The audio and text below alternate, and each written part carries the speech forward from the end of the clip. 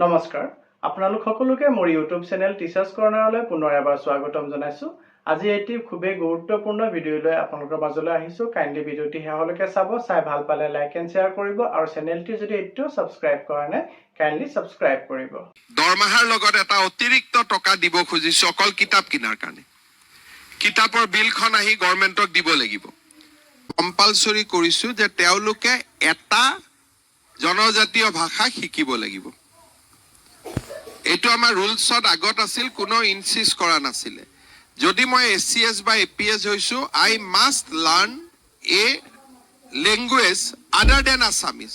বড়ো ল'ব পাৰো, মিচিং ল'ব পাৰো, কাৰ্বিও ল'ব পাৰো, কিন্তু আৰু এটা ভাষা মই শিকিব লাগিব, কাৰণ নহলে সেই জাগাবিলাকত কাম কৰিব মই নোৱাৰা হৈছো।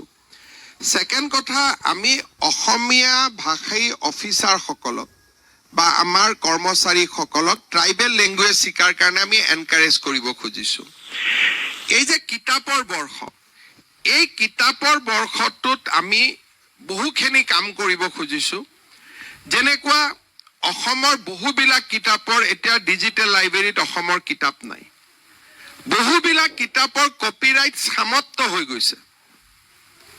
এতিয়া সেইবিলাক অসম গভৰ্ণমেণ্টে পাব্লিছ কৰিব পাৰে, কাৰণ এজন মানুহ জীয়াই থকা আৰু মৃত্যুৰ 60 বছৰলৈকে সেই কিতাপে হওক, অভিধানে হওক, পৰিয়ালটো বা ব্যক্তিজনৰ কৰ্তৃত্ব সীমালৈকে থাকে। গতিকে এই বছৰটোত আমি 22 ফেব্ৰুৱাৰী আমি কিতাপৰ বৰ্ষৰ ডাঙৰ এটা পৰিকল্পনা আমি প্ৰস্তুত কৰি আছো, আমি ৱৰ্ক কৰি আছো। গ্ৰন্থমেলা পতা, গ্ৰন্থমেলাত সহায় কৰা, চৰকাৰী কৰ্মচাৰীক অতিৰিক্তকৈ টকা দিয়া, তেওঁলোকে যাতে কিতাপ কিনিব পাৰে। আমি গভৰ্ণমেণ্ট এমপ্লয়ীক এইবাৰ আমি দৰমহাৰ লগত এটা অতিৰিক্ত টকা দিব খুজিছো অকল কিতাপ কিনাৰ কাৰণে। কিতাপৰ বিলখন আহি গভৰ্ণমেণ্টক দিব লাগিব। সো 3.5 লাখ মানুহে এই বছৰ কিতাপ কিনিব অসমত। কিয়? And fund will be provided by government. গভৰ্ণমেণ্টে টকা দিব, যেনেকৈ মই মন্ত্ৰী, মুখ্যমন্ত্ৰী মোৰ দৰমহাৰ লগত 1000 টকা যোগ কৰি দিব, কিতাপ কিনিব লাগিব। গ্ৰন্থমেলা পাতিলে আমি গ্ৰন্থমেলা পতাৰ কাৰণে আমি পইচা দিব খুজিছো। ৰিডাৰ চাৰ্কেল বনাব খুজিছো। এটা দিন স্কুলত অকল আমি অসমীয়া কিতাপ পঢ়ুৱাব খুজিছো। গতিকে আমাৰ যিখন কিতাপৰ বৰ্ষৰ যিটো এজেণ্ডা আমাৰ এক্সপাৰ্টসকলে বনাই আছে, 22 ফেব্ৰুৱাৰী আমি তাক ৰিলিজ কৰিব পাৰিম। And it will be a very interesting year for the book lovers. আৰু আমি অসমীয়া কিতাপবিলাক যিমান পাৰো ডিজিটেল প্লেটফৰ্মত লৈ যাম। অসমীয়া পুৰণা কিতাপবিলাক আমি পাব্লিচিটি কৰা আৰম্ভ কৰিম। চন্দ্ৰকান্ত অভিধান, হেমকোষ অভিধান, now will print and will distribute. কিয়? These are already become property of the people of Assam. টকা দি কিনিব নালাগে, পঢ়িব লাগে। চ' গতিকে আমাৰ হাতত we have a very big agenda this year. আৰু কিতাপক লৈ এই বছৰত আমি বহুত কাম কৰিম।